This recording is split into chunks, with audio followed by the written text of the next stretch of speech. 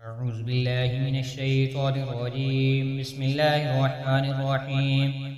تبارك الذي بيده الملك وهو على كل شيء قدير، الذي خلق الموت والحياة ليبلوكم أيكم أحسن عملا، وهو العزيز الغفور، الذي خلق 7 سماوات طباقا، ما ترى في خلق الرحمن من تفاوت، فارجع البصر هل ترى من فتور، ثم ارجع البصر كرتين ينقلب إليك البصر خاسئا وهو خسير. ولقد زينا السماء الدنيا بمصابيح وجعلناها رجوما للشياطين وأعتدنا لهم عذاب السعير.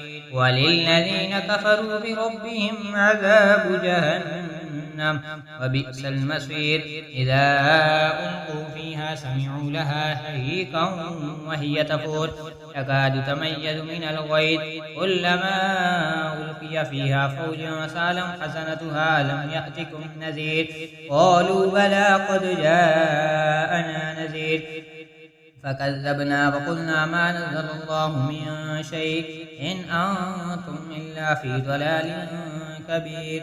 وقالوا لو كنا نسمع أو نعقل ما كنا في أصحاب السعير، فاعترفوا بذنبهم فسحقا لأصحاب السعير. إن الذين يخشون ربهم بالغيب لهم مغفرة وأجر كبير.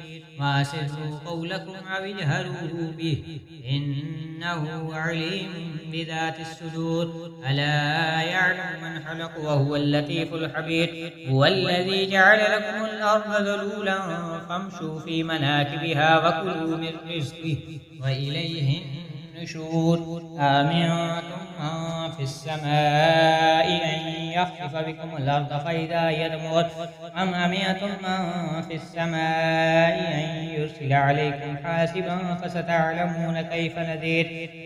ولقد كذب الذين من قبلهم فكيف كان نكير. أولم يروا إلى الطير فوقهم صافات ويقبض ما يمسكهن إلا الرحمن إنه بكل شيء بصير. أمن هذا الذي هو جند لكم ينصركم من دون الرحمن إن الكافرون إلا في غرور. أمن هذا الذي يرزقكم إن أمسك رزقه بل لجوا في عتو ونفور. أفمن يمشي مكبا على وجهه أهدى أمن يمشي سويا على صراط مستقيم.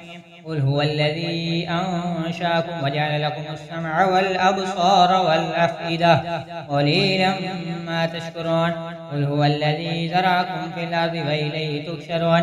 ويقولون متى هذا الوعد إن كنتم صادقين.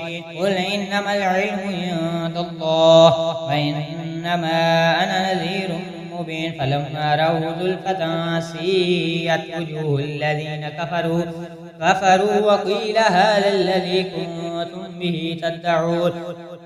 قل أرأيتم إن أهلكني الله ومن معي أو رحمنا فمن يجير الكافرين من عذاب أليم.